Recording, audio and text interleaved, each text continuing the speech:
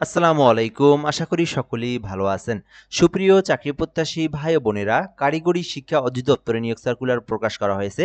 আজ থেকে আবেদন শুরু হয়েছে। আজকের এই ভিডিওর মাধ্যমে আমি আপনাদেরকে কারিগরি শিক্ষা অধিদপ্তরের এই নিয়োগ সার্কুলার নিয়ে বিস্তারিত আলোচনা করব।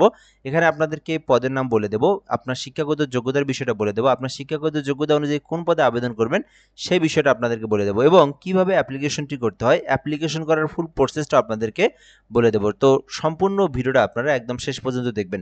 এটি হচ্ছে কারিগরি শিক্ষা অধিদপ্তরের একটি নিয়োগ সার্কুলার, যেখানে বলা হয়েছে যে আঞ্চলিক কার্যালয়, যেমন বাংলাদেশের প্রত্যেকটা জেলাতেই কিন্তু কারিগরি শিক্ষা অধিদপ্তর রয়েছে, যেখানে নিয়োগ দেওয়া হবে। এখানে বলা হয়েছে যে রাজস্ব খাতভুক্ত একটি নিয়োগ সার্কুলার, মানে এটি সরকারি স্থায়ী নিয়োগ সার্কুলার।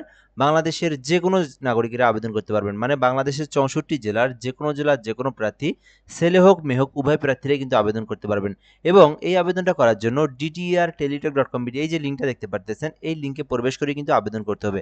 তো খুবই গুরুত্বপূর্ণ নিয়োগ সার্কুলারটি শেষ পর্যন্ত দেখার জন্য অনুরোধ করা হইল। আপনাদেরকে আরেকটা বিষয় বলে রাখি, যারা ভিডিওটা আমাদের ইউটিউব থেকে দেখতেছেন, যদি এই চ্যানেলে নতুন হয়ে থাকেন অবশ্যই চ্যানেলটি সাবস্ক্রাইব করে রাখবেন। আর যদি ফেসবুক পেজ থেকে দেখে থাকেন, যদি আপনি নতুন হয়ে থাকেন, পেজটি ফলো করে রাখবেন। বাংলাদেশের সকল নিয়োগ সার্কুলার আপনি এই ফেসবুক পেজ এবং আপনি এই ইউটিউব চ্যানেলের মাধ্যমেই জেনে নিতে পারবেন। এখানে আপনাদেরকে একটা বিষয় গুরুত্বপূর্ণ বলে রাখি, এই নিয়োগ সার্কুলারে কিন্তু অনেকগুলো পদের সংখ্যা রয়েছে, যেখানে আপনার ফার্মাসিস্ট পদ রয়েছে, যারা ফার্মেসি নিয়ে ডিপ্লোমা করেছেন তারা এটাতে আবেদন করতে পারবেন। আর 2 থেকে নিয়ে একদম 9 নাম্বার পর্যন্ত সবগুলো পদ শুধুমাত্র অনার্স পাস অথবা ডিগ্রি পাশে আবেদন করতে পারবেন। এবং এখানে অফিস সহকারী কাম কম্পিউটার মুদ্রাক্ষরিক পদ রয়েছে, ডাটা প্রসেসর রয়েছে, যেখানে শুধুমাত্র ইন্টার পাস মানে উচ্চ মাধ্যমিক পাশে আবেদন করতে পারবেন। আর এখানে সব থেকে বড় যে পদ সংখ্যাটা সেটাই হচ্ছে অফিস সহায়ক পদ, 128টি পদ রয়েছে এখানে। দেখেন, আমি আপনাদেরকে এই পদটা সম্পর্কে একটু বলবো, আপনাদেরকে বিস্তারিত দেখাবো, দেন অন্যান্য পদগুলো সম্পর্কেও আলোচনা করব। এখানে 128টি পদ রয়েছে, শুধুমাত্র এসএসসি পাস করে আবেদন করতে পারবেন, আলাদা কোনো অভিজ্ঞতা বা কোনো কিছুরই প্রয়োজন নাই। 20তম গ্রেডে নিয়োগ দেওয়া হয়েছে। এক কথায় যাদের কোনো অভিজ্ঞতা নাই, যারা এসএসসি পাস করেছেন অথবা এইচএসসি পাস করেছেন অথবা অনার্স ডিগ্রি পাস করেছেন, অফিস সহায়ক পদ এটাতে আবেদন করতে পারবেন। এটা কিন্তু 128টি পদ রয়েছে, বিশাল বড় একটি পদের সংখ্যা। এছাড়াও যাদের কম্পিউটার সম্পর্কে অভিজ্ঞতা রয়েছে, তারা তারা কিন্তু এই যে ডাটা এন্ট্রি অথবা অফিস সহকারী কাম কম্পিউটার, এই পদগুলো দেখতে পারেন। এছাড়াও আপনার শিক্ষাগত যোগ্যতা অনুযায়ী আপনি এই নিয়োগ সার্কুলারের যে পদে ইচ্ছা সেই পদে অ্যাপ্লিকেশন করতে পারবেন। এবং নিয়োগ সার্কুলারটা সম্পর্কে জানতে বা এই সার্কুলারটা আপনি ডাউনলোড করতে, এই যে টেক ডু ইউ গভ বিডি অথবা আপনি ডিটিআর লিখে সার্চ করলেও আপনি ওয়েবসাইট পেয়ে যাবেন, ওখান থেকে আপনি ডাউনলোড করে নিতে পারবেন। এই ছিল মূলত সার্কুলারের বিষয়। এখন আমরা আপনাদেরকে দেখাবো মূলত এই নিয়োগ সার্কুলারের কিভাবে অ্যাপ্লিকেশনটি করতে হয়। এই নিয়োগ সার্কুলারের অ্যাপ্লিকেশন কিন্তু আজ থেকে শুরু হয়েছে, অর্থাৎ এই সার্কুলারের আবেদন কিন্তু 1 জুলাই, আজ থেকে 1 তারিখ, আজ থেকে আবেদনটা শুরু হয়েছে, যেটা কিন্তু 21 তারিখ পর্যন্ত আবেদনটি চলমান থাকবে। তো dtrteletalk.com এই লিঙ্কটা দেখতে পারতেছেন। আপনারা যারা নিজেরা আবেদন করতে পারেন, যে কোনো ব্রাউজারে গিয়ে এইটা লিখলেই কিন্তু আপনার সামনে সরাসরি এই ফর্মটা চলে আসবে। এই ফর্মটা পূরণ করেই কিন্তু আপনাকে মূলত আবেদনটি করতে হবে। তো এখানে প্রথমত অ্যাপ্লিকেট নেম রয়েছে। অনেকেই কিন্তু নিজেরা আবেদন করতে পারেন না, তাদের জন্য কি, তাদের জন্য আমাদের হোয়াটসঅ্যাপ নাম্বার রয়েছে 0177583031। এই নাম্বারটিতে হোয়াটসঅ্যাপে যোগাযোগ করে আপনি ঘরে বসে থেকে বাংলাদেশের যে কোনো সরকারি চাকরির আবেদন একদম নির্ভুল উপায়ে আমাদের মাধ্যমে করে নিতে পারবেন। এটা একটি পাবলিক নাম্বার, বাংলাদেশের সকল নিয়োগ সার্কুলারের অ্যাপ্লিকেশন করে দেওয়া হয়। তো যারা নিজেরা আবেদন করতে পারেন না, এই নাম্বারটিতে হোয়াটসঅ্যাপে এসএমএস করবেন, কোন সার্কুলারে কোন পোস্টে আবেদন করবেন, দেন আপনার ইনফরমেশনগুলো দিবেন। আমাদের টিম আপনাকে অ্যাপ্লিকেশন করে দিয়ে অ্যাপ্লিকেশন কপির পিডিএফটা আপনাকে সঙ্গে সঙ্গে পাঠিয়ে দিবে। নাম্বারটি হচ্ছে 0177583031।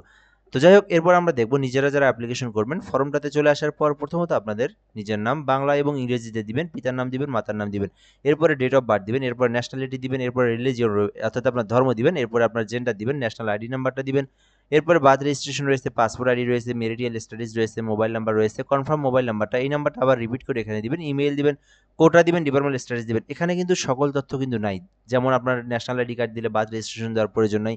সো এখানে অনেকেরই কোটা নাই, ডিপার্টমেন্ট স্ট্যাটাস নাই। তো যার যেটা আছে সেটা দিবেন, যার যেটা নেই সেটা আপনি নো করে দিবেন, ঠিক আছে।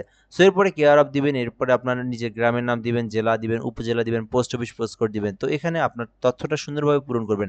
সো এরপরে আপনি যদি অফিস সহকারে আবেদন করেন, যদি আপনার শিক্ষাগত যোগ্যতা শুধুমাত্র এসএসসি পর্যন্ত হয়ে থাকে, সেক্ষেত্রে আপনার এসএসসির তথ্যটা সুন্দরভাবে পূরণ করবেন। এসএসসি না দাখিল না ভোকেশনাল, যেটা সেটা আপনি সিলেক্ট করে দিবেন, রোল নাম্বার দিবেন, কোন গ্রুপ থেকে লেখাপড়া করেছেন সেটা দিবেন, কোন বোর্ড থেকে লেখাপড়া করেছেন সেটা দিবেন, এরপর রেজাল্ট দিবেন, এরপর পাসিংয়ে দিবেন। সুন্দরভাবে আপনার এডুকেশনাল কোয়ালিফিকেশনের যে ইনফরমেশনটা এটা আপনাকে পূরণ করতে হবে। সো এরপরে আপনার যদি আরও অন্য পদে আবেদন করতে চান, মানে অন্য কোনো পদে আবেদন করতে চান, আরও যদি আপনার শিক্ষাগত যোগ্যতা থাকে সেটা কিন্তু এখানে আপনার দেখাবে। দেন আপনি এখান থেকে সেই ইনফরমেশনটা পূরণ করবেন। ইনফরমেশনগুলো পূরণ করার পরে, অর্থাৎ আপনার শিক্ষাগত যোগ্যতার তথ্যগুলো পূরণ করার পরে আপনার সেকেন্ড স্টেপ হচ্ছে ছবি এবং স্বাক্ষর। তো ফটোশপের মাধ্যমে আপনার একটা ছবি এবং স্বাক্ষরের প্রয়োজন হবে, যেটার কিন্তু সাইজটা এখানে বলে দেওয়া রয়েছে। এখানে বলা হয়েছে ছবির মাপ যেটা, সেটা হচ্ছে 300x300 পিক্সেল, আর স্বাক্ষর হচ্ছে 300x80 পিক্সেল। ছবি এবং স্বাক্ষর আপনাকে কিন্তু এই পিক্সেল অনুযায়ী সাইজ করে গ্রুপ করে কেটে নিয়ে এখানে ছবি এবং স্বাক্ষরটাকে আপলোড করে আপনাকে সাবমিট করতে হবে। সাবমিট করলে কিন্তু আপনার আবেদনটা সম্পূর্ণ হয়ে যাবে। আবেদনটা সম্পূর্ণ হওয়ার পর আপনাকে কিন্তু একটা অ্যাপ্লিকেশন কপি দিয়ে দেওয়া হবে। সো অ্যাপ্লিকেশন কপি দিয়ে দেওয়া হলে ওর মধ্যে একটা ইউজার নাম্বার পাবেন। ওই ইউজার নম্বরটা দিয়ে কিন্তু আপনাকে পেমেন্ট করতে হবে। তো এখানে বলা হয়েছে আপনি যদি ১ নাম্বার এখানে বলা হয়েছে যে ক্রমিক নং ১ এ পরীক্ষার ফি ১৬৮ টাকা। আপনি যদি এই সার্কুলারের ১ নাম্বার ক্রমিক যেটা রয়েছে ওইখানে আবেদন করেন ১৬৮ টাকার প্রয়োজন হবে, এবং ২ থেকে ১৭ নাম্বারের মধ্যে যে কোনো পদে আবেদন করলে আপনার ফির প্রয়োজন হবে ১১২ টাকা।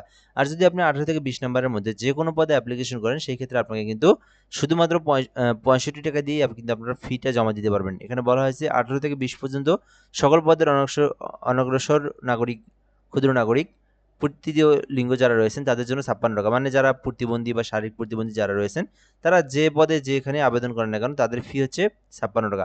আদারওয়াইজ এখানে কিন্তু ২০তম গ্রেড যেটা রয়েছে সেটাতেও কিন্তু ৫৬ টাকা দিয়ে পেমেন্ট করতে পারবেন। তবে হ্যাঁ, এখানে একটা বিষয় বলা হয়েছে, যারা নিজেরা অ্যাপ্লিকেশনের পেমেন্টটা করবেন অবশ্যই আপনারা মিনিমাম ১০ টাকা বেশি রিচার্জ করবেন, যেহেতু পেমেন্টের এসএমএস করতে এসএমএস ফি প্রয়োজন হয়। এখন বিষয় হচ্ছে পেমেন্ট আপনি করবেন কিভাবে, এই প্রসেসটা বলে দিচ্ছি। তো এখানে পেমেন্ট করার জন্য প্রথমত আপনাদেরকে ডিটিআর লিখতে হবে। লেখার পরে স্পেস দেওয়ার পরে আপনাদেরকে ইউজার নাম্বারটা লিখতে হবে। তারপরে 16322 নাম্বারটা দেখতে পারতেছেন, এই নাম্বারে সেন্ড করে দিবেন। সেন্ড করলে একটা পিন নাম্বার দিবে আপনাকে, এরকম পিন নাম্বার দিবে। আপনার পরবর্তী আবার ডিটিআর লিখবেন, লেখার পরে ইএস লিখবেন, লেখার পরে এই পিন নাম্বারটা এখানে দিয়ে আবার আপনার 16322 নাম্বার সেন্ড করলেই আপনার আবেদনের পেমেন্টটা কিন্তু সাকসেসফুলি সম্পূর্ণ হয়ে যাবে। সো আশা করি আপনারা বুঝতে পেরেছেন। এই নিয়োগ সার্কুলারে আপনার শিক্ষাগত যোগ্যতা অনুযায়ী আপনি যে পদে চান সেই পদে আবেদন করতে পারবেন। সকল জেলার নিয়োগ সার্কুলার সরকারি স্থায়ী একটি নিয়োগ সার্কুলার।